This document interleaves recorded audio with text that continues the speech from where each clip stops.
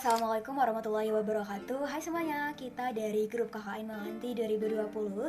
Jadi di video kali ini kita bakal bahas mengenai social distancing, mulai dari pengertiannya apa, kemudian seberapa penting sih kita jaga jarak dengan orang lain. Dan kita bakal bahas di video ini. Jadi semoga bermanfaat. Kalau gitu langsung aja yuk kita dengar penjelasan dari teman-teman berikut ini. Akhir belakang ini dunia menghadapi pandemi global, yaitu coronavirus, yang lebih tepatnya COVID-19.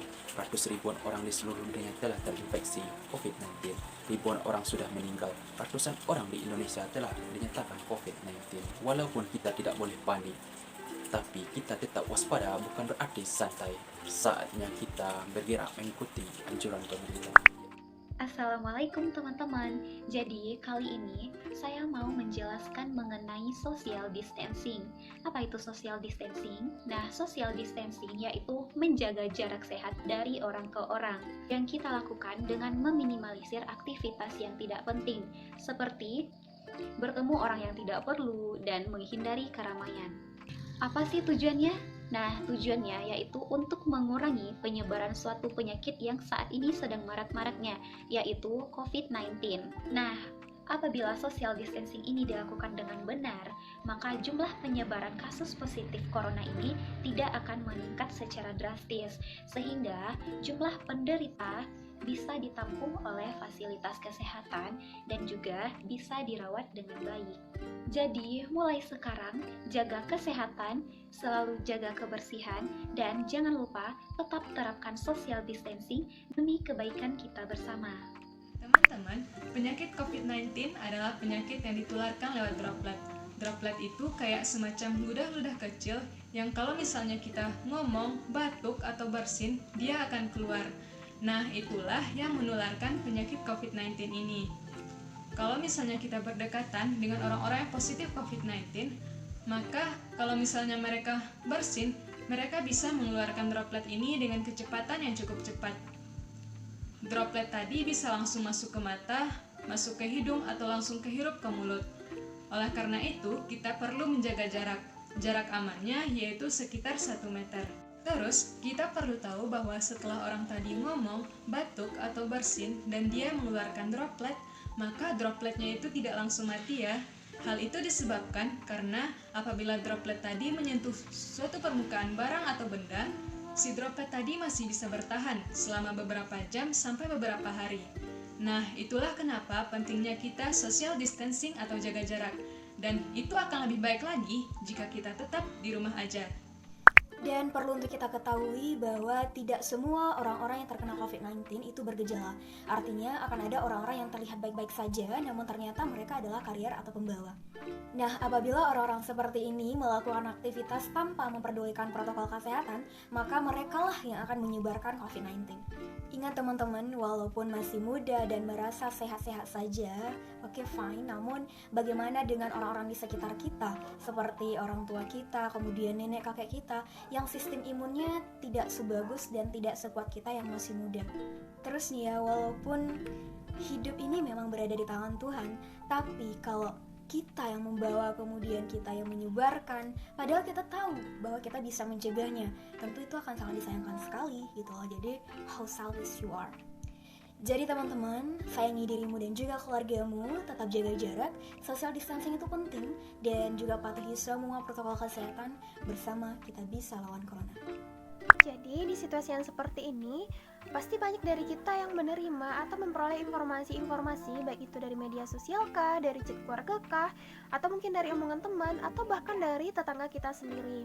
Nah, apakah kita bisa memastikan apakah informasi-informasi yang kita peroleh itu adalah informasi yang valid, dapat dipercaya, dan bisa kita gunakan dalam kehidupan sehari-hari atau tidak?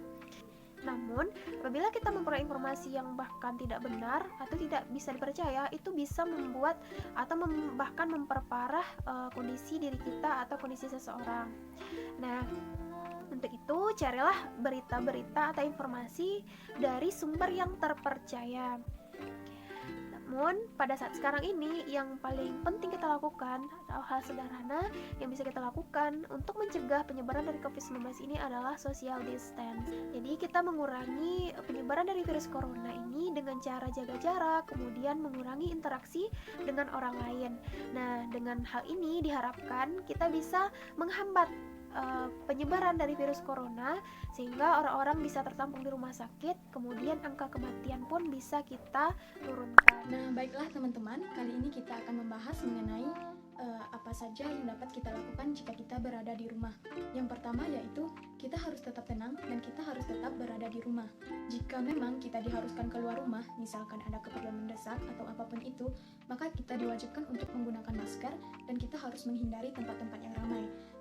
Kali ini kita juga akan membahas mengenai orang-orang yang tidak memiliki kontak langsung dengan penderita corona dan dia tidak pernah berkunjung ke negara-negara yang pernah terjangkit corona sebelumnya. Namun saat ini dia merasakan gejala seperti batuk, demam, dan pilek. Maka dia dianjurkan untuk periksa ke dokter dan dia harus mengikuti anjuran dari dokter dan harus istirahat yang cukup. Namun jika dia tidak mengalami gejala-gejala tersebut, misalkan seperti demam, batuk, dan pilek, maka dia juga harus tetap berada di rumah dan tetap menjaga kesehatan. Nah, adapun yang bisa kita lakukan selama new normal yaitu kita mematuhi himbauan dari pemerintah mengenai physical distance. Nah, menurut aku yang bisa kita lakukan selama new normal yang pertama yaitu kita membaca buku. Seperti buku novel, buku keagamaan, maupun buku-buku yang teman-teman sukai. Kedua itu adalah belajar.